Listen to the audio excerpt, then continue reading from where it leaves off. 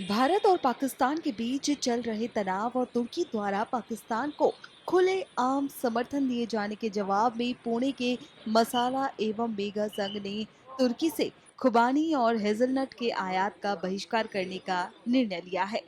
संघ के अनुसार अकेले पुणे में हर महीने हेजलनट और खुबानी का व्यापार 100 करोड़ रुपए का होता है और राष्ट्रीय स्तर पर ये लगभग 2000 करोड़ रुपए तक पहुंच जाता है और अब इस पर व्यापारियों द्वारा प्रतिबंध लगाया जा रहा है। बता दें कि तुर्की के खिलाफ पहले ही भारत में मार्बल और सेब पर रोक लगा दी गई है। जो अभी हाल की कंडीशन में भारत और पाकिस्तान में युद्ध हुआ है, उसमें टर्की ने ओपन सपोर्ट पाकिस्तान को किया है, जो हमारे देश के हित में नहीं है। हम उसका पूरा विरोध करते हैं। हम ड्राई फ्रूट की कुछ आइटम टर्की से इंपोर्ट करते थे, जो खसखस है, हेजलनट है, टर्कल है, जो आलूचा बोलते हैं उसको, कुछ पिस्ता की कुछ क्वालिटीज आती है वहां से, जो आज के डेट में हम पूरा उसका बहिष्कार करते हैं। हम इंपोर्टर्स को भी रिक्वेस्ट करते हैं कोई उस तरीके कोई आइटम इंपोर्ट ना करें, और ऐसी कोई आइटम हम कंज्यूमर को भी रिक्वेस्ट करेंगे कि उस टाइप का कोई आइटम आज के बाद कंज्यूम ना करें।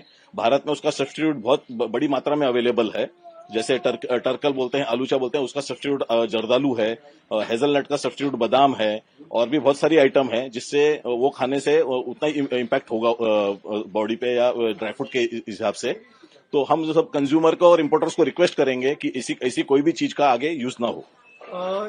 इसकी कितनी खपत है देश भर में, पुणे में, महाराष्ट्र में या देश भर में? आप व्यापारी हैं, आप जानते होंगे इसी बारे, उसके बारे में जानकारी दीजिए, और किस तरह इसका पूरा इम्पैक्ट अगर पड़ता है अगर ये बहिष्कार देश स्तर पर जाता है? पूना के हिसाब से देखा जाए तो इसका महीने का 100 से 200 करोड़ का ट्रांजैक्शन होता होगा टर्की से, और महाराष्ट्र के हिसाब से तकरीबन 1000 से 2000 करोड़ का ट्रांजैक्शन होता होगा।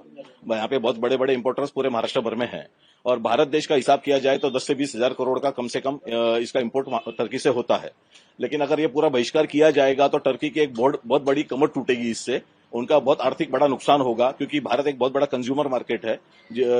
टर्की को अगर टर्की का अगर बहिष्कार होता है भारत की तरफ से, तो उनकी 50% कमर आर्थिक नुकसान काफी बड़ी मात्रा में होगा इस ड्राई फ्रूट इंडस्ट्री में। जो कुछ दिनों से जो देश में चल रहा है, पाकिस्तान के जो आतंकवादियों ने हमारे जो निर्दोष लोगों को मारा है अननेसेसरी, और उसका जवाब जब मोदी जी ने दिया है अपने तरीके से और देशवासियों के भावनाओं को ध्यान में रखते हुए, जब वो सब चल रहा था पूरा दुनिया शांत बैठा था, लेकिन टर्की अननेसेसरी बीच में आया। अननेसेसरी वो हमारे दुश्मन के साथ खड़ा हुआ है। लेकिन कुछ साल पहले या कुछ महीनों ही पहले जब वहाँ तकलीफ हुआ था, जब वहाँ भूकंप आया था, तो सबसे पहले मोदी जी और भारतवासियों ने वहाँ पर डॉक्टर भेजे, नर्स भेजे, पर फिर भी वो गद्दारी दिखा रहा है और दुश्मनी निभा रहा है। तो हम एज अ कस्टमर या जो भी लोग हैं, हम लोगों को ध्यान रखना चाहिए कि वहाँ प्रोडक्ट जो भी आते हैं वहाँ से टर्की से, उसका पूरी तरह से 100% बाइकआउट करना चाहिए। Boycott is the only one thing that we can stand. नहीं, नुकसान नहीं होगा। हम उसके वजह से दूसरी चीज है, जैसे भी आजादी के समय भी क्या होता था कि गांधी जी ने जब बोला था कि हमको बाइकआउट करना है, तो वहाँ पर स्वदेशी प्रोडक्ट्स होते थे बहुत सारे, जो हमारे पास ऑप्शन है। तो अभी भी जो हमारे बड़े बड़े इंपोर्टर्स है, एक्सपोर्टर है, वो हमको ऑप्शन प्रोवाइड करेंगे, और हम भी एज अ ट्रेडर, हम भी जो एज अ रिटेलर है, हम हमारे जो कस्टमर्स को है उसका बाई प्रोडक्ट्स या उसका जो ऑप्शनल अच्छी तरह से और कम रेट पर प्रोवाइड करेंगे, ताकि हमारे देश में पैनिक ना फैले और कस्टमर को तकलीफ ना हो।